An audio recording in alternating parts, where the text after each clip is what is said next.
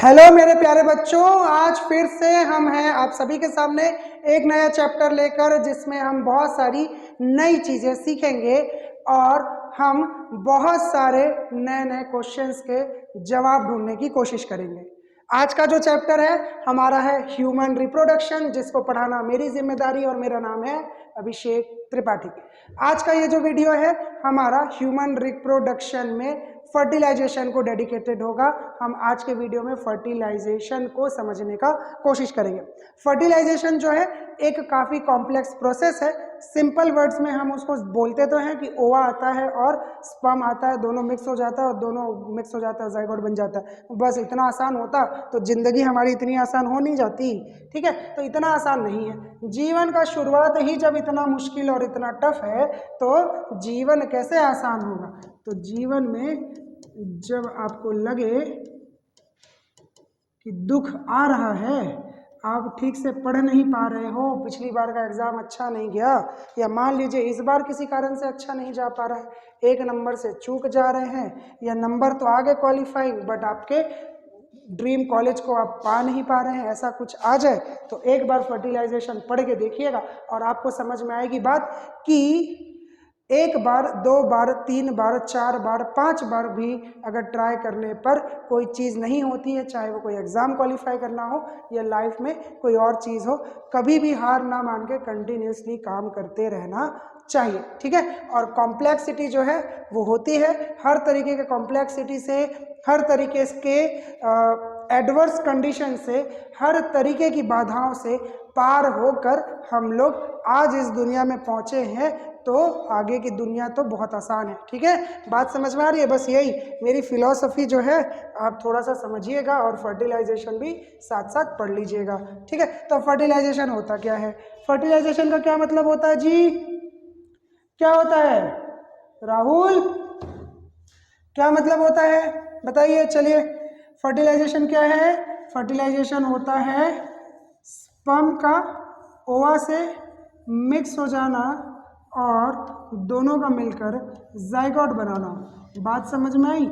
इसको आप दूसरे तरीके से क्या बोल सकते हैं, एक हैप्लॉइड सेल का दूसरे हैप्लॉइड सेल के साथ मिलना और एक डिप्लॉइड सेल बनाना।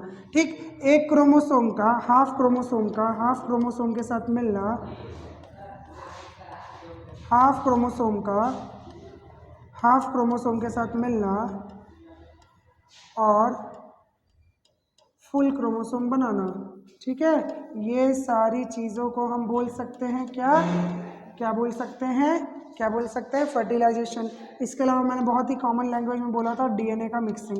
डीएनए मिक्स हो गया, उसी को हम क्या बोल देंगे, फर्टिलाइजेशन। दो इंडिविजुअल का डीएनए मिक्स हो गया, एक मेल का एक फीमेल का, और यही प्रोसेस जो है वो, वही वाला प्रोसेस जो है वो क्या कहलाएगा, फर्टिलाइजेशन कहलाएगा। ठीक है, बात समझ में आई।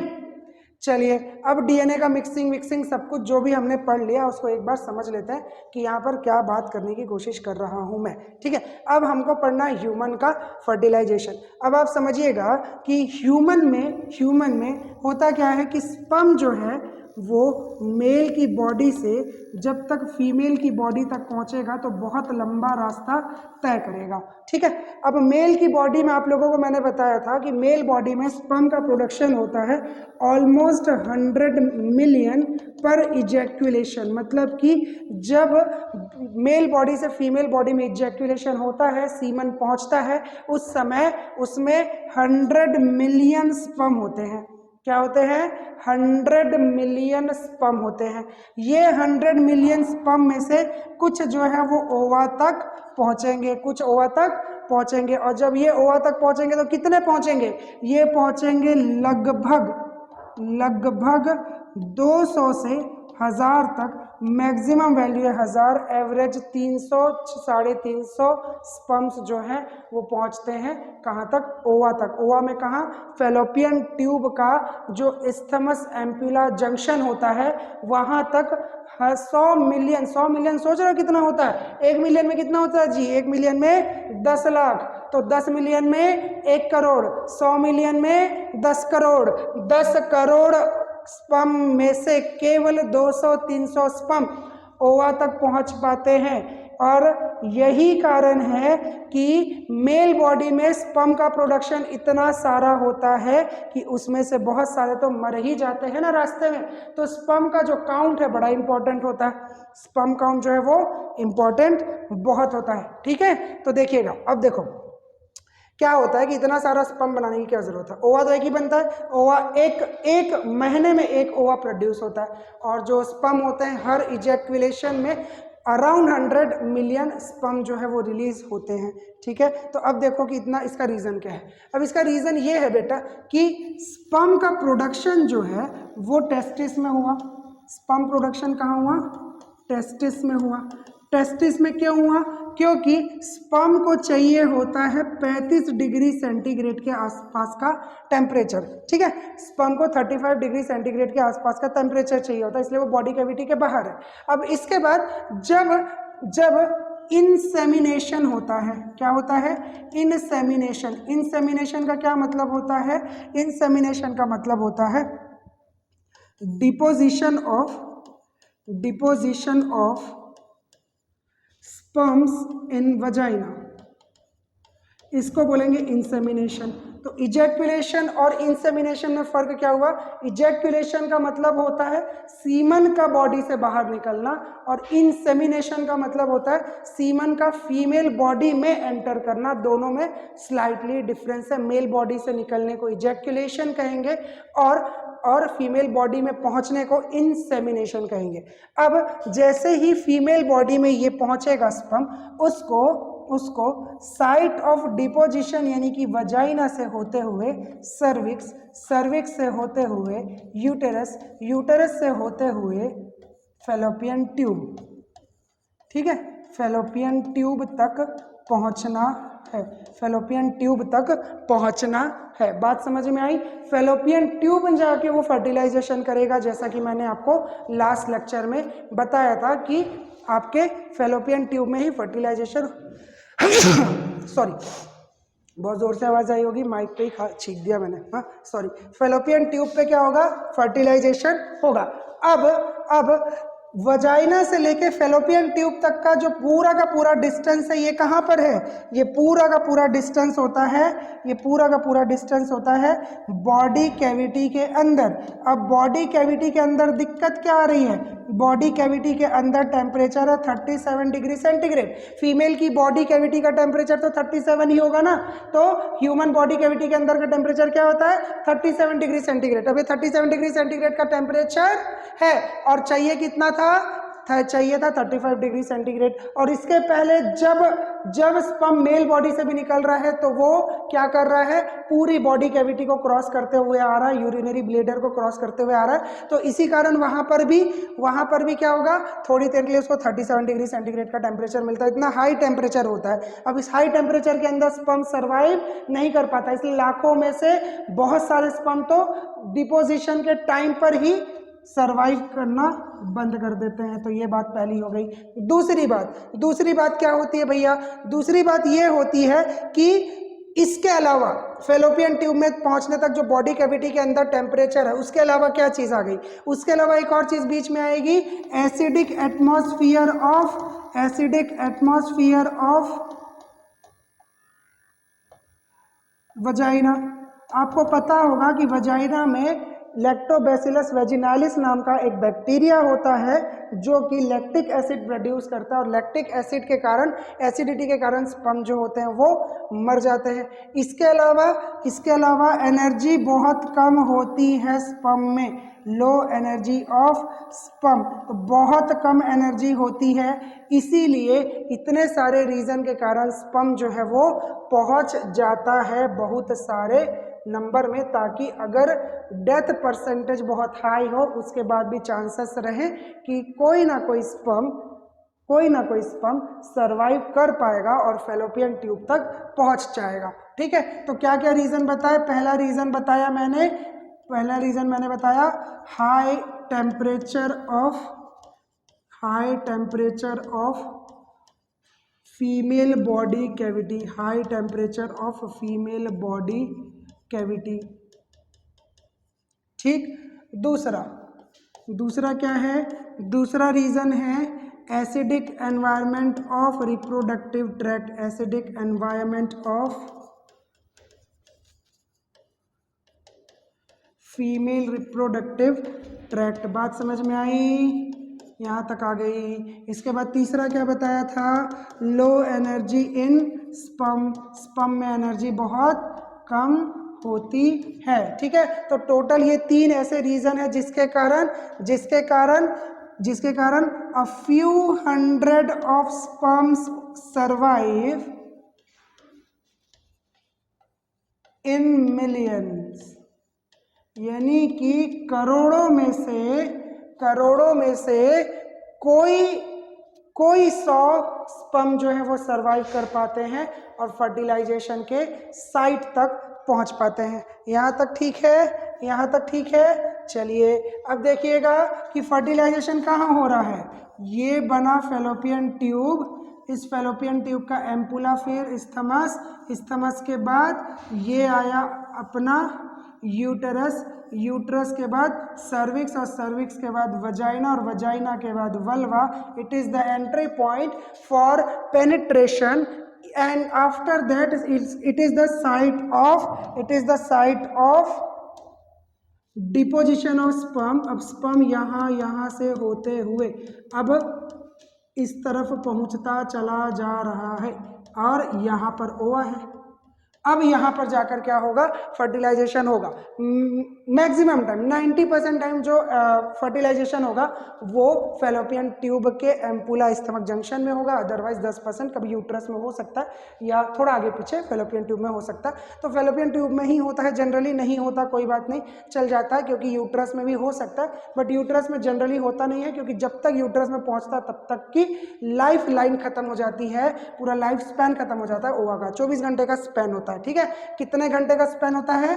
24 घंटे का स्पैन होता है।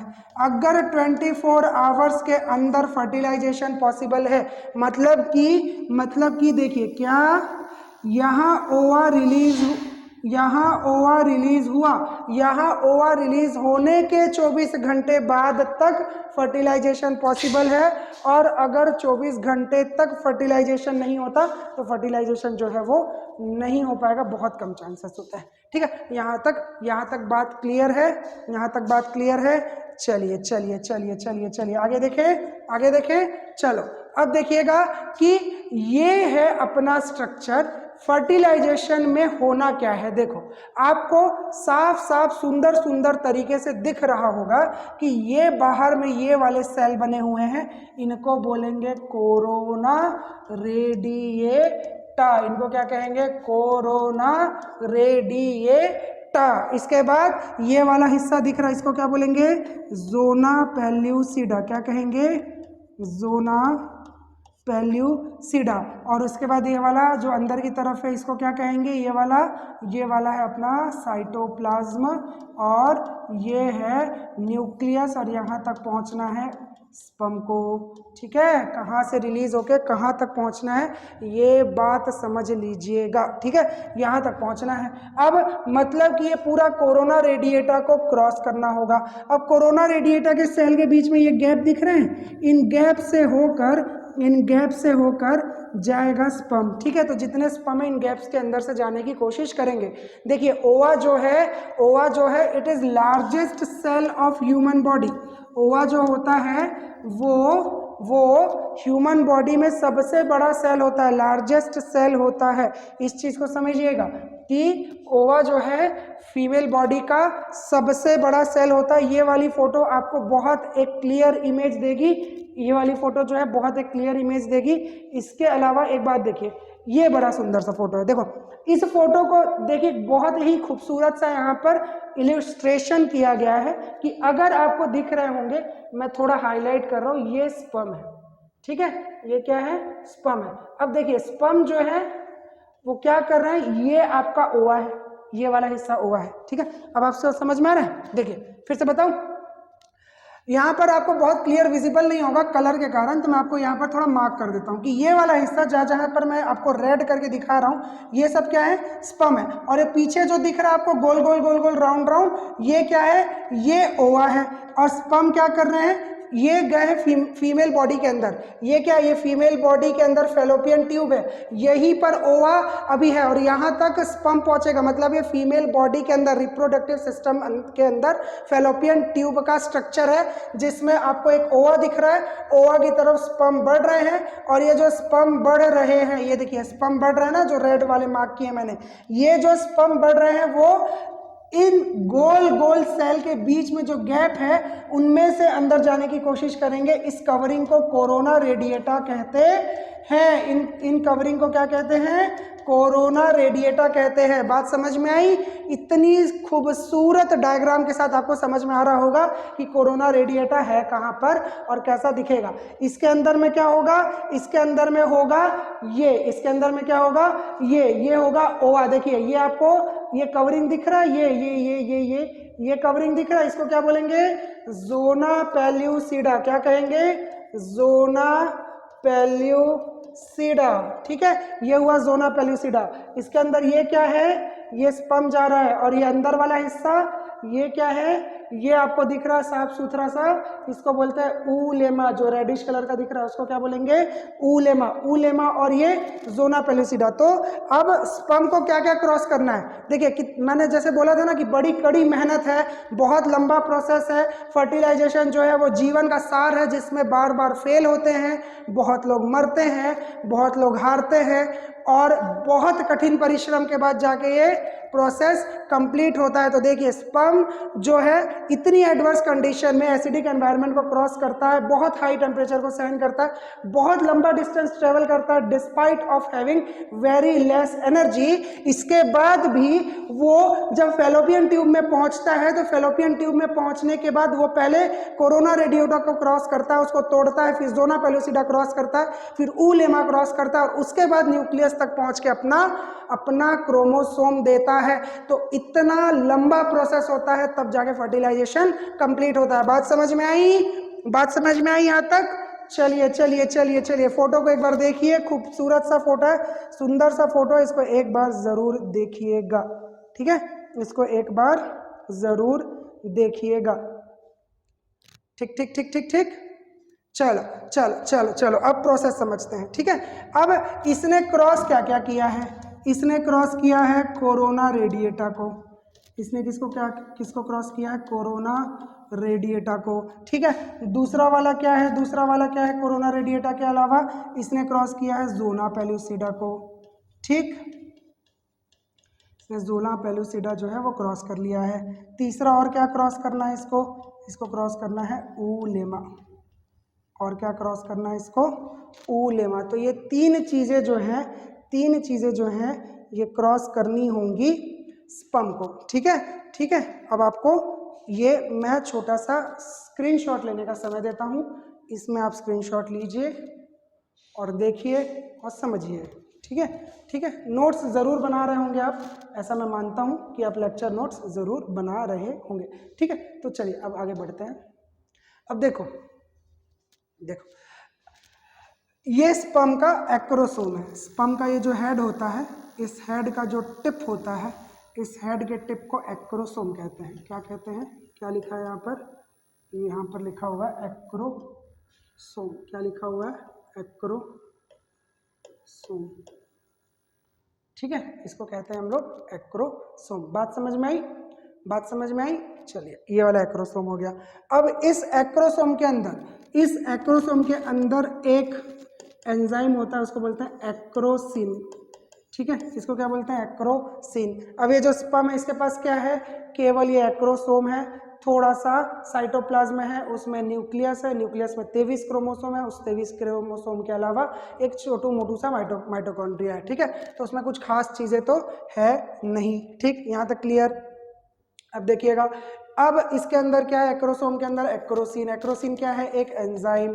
एंजाइम क्या करेगा? देखो होता क्या है कि कोरोना रेडिएटा के बीच बीच में से जाने की कोशिश तो करेंगे, बट अगर नहीं जा पाते, इससे टकराते जाते हैं, तो एक कोरोना रेडिएटा जो है धीरे धीरे धीरे धीरे खत्म होगा। मैंने आपको बताया था ना कि जब ओव्यूलेशन होता है, जब ओवा रिलीज होता है, तो 3 चीजें ओवा के साथ रिलीज होती है। पहली चीज को बोलते हैं कोरोना रेडिएटा, जो कि फर्टिलाइजेशन तक बनी रहेगी ओवा के साथ।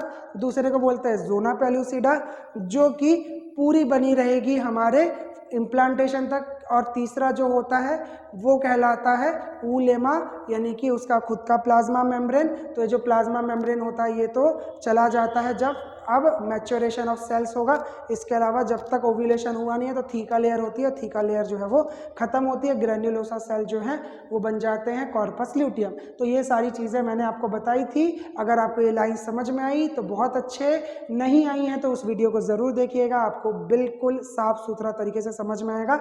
वीडियो का नाम है ओव्यूलेशन, आपको हमारे प्लेलिस्ट में साफ सुथरे तरीके से मिल जाएगा। ठीक है, चलिए अब आगे बढ़े, चलो आगे बढ़ते हैं। अब प्रोसेस समझते हैं। ठीक है, अब देखो बहुत सिंपल सा प्रोसेस है। सबसे पहले होगा स्पर्म का पेनिट्रेशन।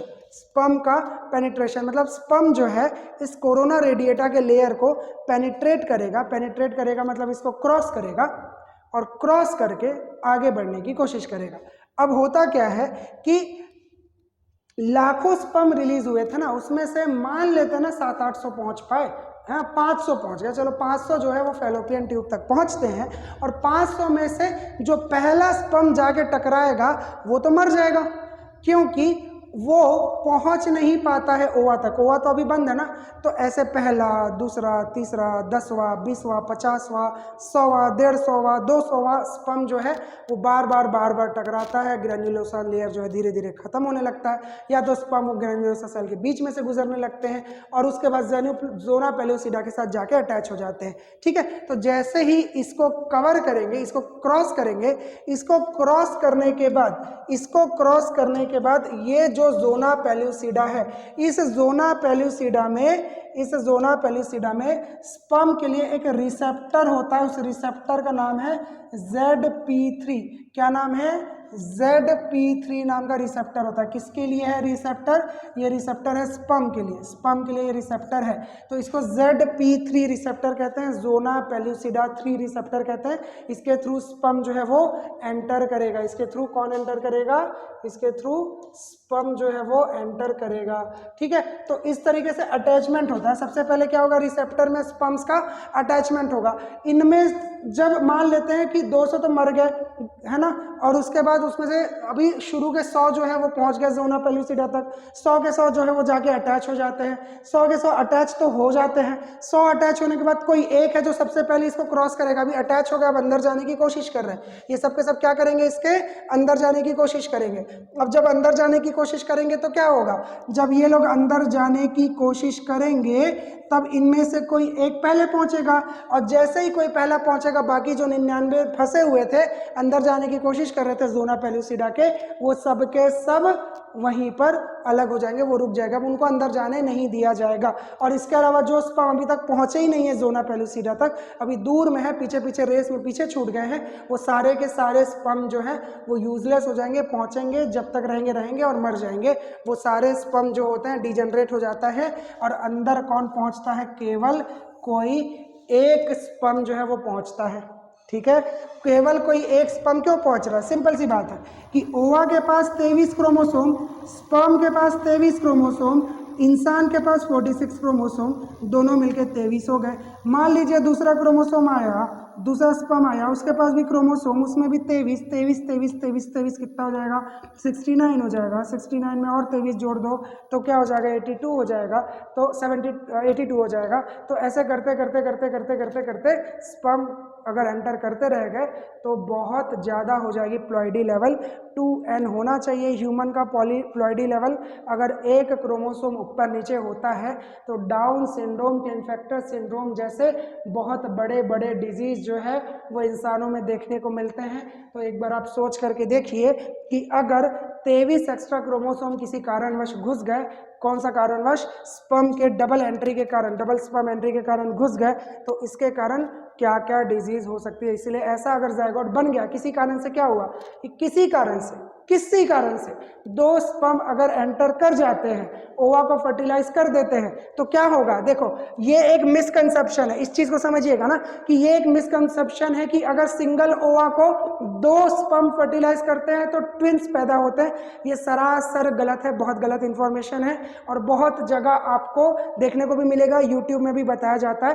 अगर एक ओवा को 2 स्पर्म फर्टिलाइज करेंगे तो वो सब खत्म हो जाएगा, मतलब वो जो जायगोट बनने वाला है वो दोनों ओवा और वो दोनों स्पर्म और वो ओवा दोनों के दोनों खराब हो जाएंगे। ठीक है, इस बात को समझिएगा, बहुत साफ साफ मैं बता रहा हूं, फिर से एक बार बोल रहा हूं कि बहुत बार लोगों को ऐसा लगता है कि इतने सारे स्पर्म है, उसमें से पहला स्पर्म गया और दूसरा स्पर्म गया, 2 स्पर्म ने एंट्री कर ली, फर्टिलाइज कर दिया तो ट्विंस पैदा हो जाएंगे, जो कि गलत है, बिल्कुल खराब इंफॉर्मेशन है। अगर 2 स्पर्म एंटर करते हैं ओवा तक तो वो जो जाइगोट बनेगा, वो जो स्ट्रक्चर बनेगा वो डिजेनरेट हो जाएगा, खराब हो जाएगा। ऐसा नहीं होता है। 2 बच्चे पैदा करने के लिए 2 जाइगोट बनना जरूरी है, मतलब 2 ओवा रिलीज होंगे तो पॉसिबल है, या तो ये जो सिंगल स्पर्म सिंगल ओवा वाला जाइगोट है वो डिवाइड होके 2 बन जाएगा, तब पॉसिबल है। 2 स्पर्म 1 ओवा कभी सरवाइव नहीं कर सकते ह्यूमन बॉडी में, क्योंकि ह्यूमन बॉडी इसको सहन नहीं कर पाएगी, 1 क्रोमोसोम एक्स्ट्रा नहीं सह सकते, 23 क्रोमोसोम कैसे सहेगी कोई बॉडी। ठीक है, बात समझ में आई? तो ये मिसकंसेप्शन आज दूर जरूर कीजिएगा। ठीक है, चलिए, इसलिए मैं बोलता हूं कि ये सारे वीडियोस, खास करके जो क्लास 12 का वीडियो है ना, क्लास 11 का लास्ट यूनिट और क्लास 12 के सारे चैप्टर, ये दुनिया के हर इंसान को पढ़ना चाहिए। आप अपने घर पे पढ़ाइए अपनी इंग्लिश की बायोलॉजी की बुक, और अगर नहीं पढ़ना चाहते हैं तो मेरा वीडियो जरूर भेजिएगा, बोलिएगा कि ये सर हैं, आपको समझाएंगे कि दिन दुनिया क्या होता है, कौन कौन सी बकवास बातें समाज में चलती रहती हैं। ठीक है, तो ये सारे मिसकंसेप्शन दूर करने हैं, ये सारे वीडियोस जो है आप अपने घर पर जरूर शेयर कीजिए, फैमिली व्हाट्सएप ग्रुप में भेजिए और लोगों को बताइए कि किस तरीके से बायोलॉजी जो है वो काम करती है। बात समझ में आई? बात समझ में आई? चलिए चलिए चलिए चलिए चलिए, अब प्रोसेस पे जाते हैं। ठीक है, अब सामाजिक सुधार के बाद, लोगों का मिसकंसेप्शन दूर करने के बाद हम लोग प्रोसेस पे जाते हैं। तो देखिए मैंने क्या बताया, एक एक्रोसिन नाम का एंजाइम है। एक्रोसिन एंजाइम क्या करेगा? ये फैगोसाइटोसिस करेगा। क्या करेगा? फैगोसाइटोसिस करेगा। फैगोसाइटोसिस करेगा। एक्रोसिन एंजाइम क्या करेगा? फैगोसाइटोसिस करेगा। यहां तक क्लियर है? इसके बाद क्या होगा? इसके बाद क्या होगा? दूसरा क्या करेगा? एक्रोसिन जो है वो फैगोसाइटोसिस करेगा। इसके बाद क्या होगा? ZP3, ये क्या है? रिसेप्टर है। क्या है? रिसेप्टर है। किसका? स्पर्म का रिसेप्टर है। ठीक है, बात समझ में आया? ये क्या है? स्पर्म का रिसेप्टर है। यहां तक क्लियर हुई बात? एकदम साफ सुथरी सुंदर सी बात है, कोई दिक्कत नहीं है। अब देखो, अब मैंने बोला कि नो डबल स्पर्म, कोई डबल स्पर्म जो है वो एंट्री नहीं कर सकता, तो इसको रोकने का तरीका है। ठीक है, इसको रोकने का क्या तरीका है कि सबसे पहले तो क्या होता है कि जब स्पर्म एंट्री करने की कोशिश करता है तो जो ऊलेमा होता है, जैसे मान लीजिए ऐसे ऊलेमा है, ठीक है, ऐसे ऊलेमा है, मेरा हाथ को देखिएगा, ये ऊलेमा है। अब ये ऊलेमा थोड़ी ऊपर उठती है, ऐसे करके ऊपर उठती है। ठीक है, ठीक है, ऐसे टाइप का है ऊलेमा। तो जब स्पर्म आएगा तो ये ऊलेमा जो है ऐसे करके ऊपर की तरफ उठेगी, जिससे कि फायदा क्या है? देखिए इससे फायदा क्या है, इसको थोड़ा हटाते हैं, इससे फायदा आपको बताते हैं। ठीक है, देखिए इसका फायदा क्या है? इसका फायदा ये है कि यहाँ पर तो जोना पेलुसिडा है, जोना पेलुसिडा और ऊलेमा के बीच में थोड़ा सा गैप है। ठीक है, अब यहाँ पर भी जोना पेलुसिडा है, वो गैप लगभग खत्म हो गया। अब क्योंकि स्पर्म इतनी दूर से मेहनत करके आ रहा है, बड़ी एनर्जी खत्म करके आ रहा है, तो ये जोना पेलुसिडा के बीच का डिस्टेंस और कम कर दिया जाता है ताकि स्पर्म की एंट्री ज़्यादा आसान हो सके, फिजिबल हो सके। इसीलिए ये ऊलेमा ऊपर उठती है ताकि वो जो बीच का डिस्टेंस है, बीच का जो गैप है वो भर सके और स्पर्म जो है ज़्यादा ईजीली पहुंच सके ओवा के पास, ओवा के अंदर, और फर्टिलाइजेशन जो है वो कंप्लीट हो सके, ठीक है, और ये फर्टिलाइजेशन जो है वो कंप्लीट हो सके। ठीक ठीक ठीक। अब चलिए यहाँ पर क्या देखेंगे, यहाँ पर क्या देखेंगे, यहाँ पर क्या देखेंगे कि जैसे ही एक स्पर्म एंटर करता है, जैसे ही एक स्पर्म एंटर करता है, एक चीज होती है, ये स्पर्म एंटर किया, ये स्पर्म एंटर किया, इसके बाद एक चीज होगी, उस चीज का नाम समझो, वो क्या चीज होने वाली है। वो एक बढ़िया जोरदार खूबसूरत सी चीज होने वाली है कि जैसे ही ये अंदर आता है, इसके पीछे पीछे सोडियम का इन्फ्लक्स होता है। और मैंने बहुत बार बोला, सोडियम जो है ह्यूमन बॉडी का बड़ा चौराहा सा एलिमेंट है, क्योंकि वो पीछे पीछे घुस जाता है हर जगह। लेकिन हाँ, इसके घुसने से फायदा तो जरूर होता है। इसके घुसने से होता क्या है कि अंदर -70 वोल्ट का जो पोटेंशियल डिफरेंस होता है वो +20 वोल्ट का हो जाता है, ठीक है। सोडियम के आने से -70 वोल्ट, इतना ज़्यादा इन्फ्लक्स कि -70 वोल्ट के जगह जो पोटेंशियल डिफरेंस है वो 20 वोल्ट का होता है, जिसके कारण होगा क्या कि यहाँ से, इसके कारण होगा क्या कि ऊलेमा के पास होगा एंडोप्लाज्मिक रेटिकुलम। एंडोप्लाज्मिक रेटिकुलम के पास होगा कैल्शियम का आयन। आपने मसल कॉन्ट्रैक्शन पढ़ा है, सेम टाइप का प्रोसेस हो रहा है कि जो सार्कोलेमा था उसके पास था एंडोप्लाज्मिक रेटिकुलम का सिस्टर्ना, जिसमें था कैल्शियम का आयन। वैसे ही यहाँ पर ऊलेमा के पास क्या है, एंडोप्लाज्मिक रेटिकुलम का सिस्टर्ना, और उसमें क्या है, कैल्शियम का आयन। अब ये कैल्शियम आयन रिलीज होगा, ठीक है। अब कैल्शियम आयन के रिलीज होने के कारण क्या होगा, सोडियम के कारण रिलीज हुआ ना, after entry of first sperm, ठीक। अब इसके कारण क्या होगा, कैल्शियम आयन के कारण, इसके कारण क्या होगा, कैल्शियम आयन के कारण, कैल्शियम आयन क्या करता है, calcium will activate cortical granules. क्या करेगा, ये कॉर्टिकल ग्रैन्यूल्स जो हैं ये एक्टिवेट होंगे, और इनके कारण क्या होगा, इनके कारण डिस्टेंस जो होगा, distance between zona pellucida and oolemma will increase. Distance between zona pellucida and oolemma will increase. बात समझ में आई, distance between zona pellucida and oolemma will increase. और इसके कारण अब देखो, स्पर्म को एंट्री कराने के लिए ऐसे ग्रूव बनाया था ऊलेमा ने, ताकि आसानी से एंट्री हो सके। इसके अलावा अब अगर डिस्टेंस को बढ़ा देंगे तो स्पर्म के एंट्री का और उसके बाद फर्टिलाइजेशन का जो स्टेप है वो बिल्कुल नहीं हो पाएगा। अब क्या हुआ कि इसके न्यूक्लियस तक स्पर्म पहुंच चुका है। अब क्या होता है, लास्ट में ये सब कुछ समझ गए हैं अगर आप, तो एट द एंड होता है एम्फीमिक्सिस। क्या होता है, एम्फीमिक्सिस। एम्फीमिक्सिस जो है वो क्या होती है, एम्फीमिक्सिस का मतलब होता है मिक्सिंग ऑफ क्रोमोसोम, ठीक। एम्फीमिक्सिस का क्या मतलब हुआ, मिक्सिंग ऑफ क्रोमोसोम।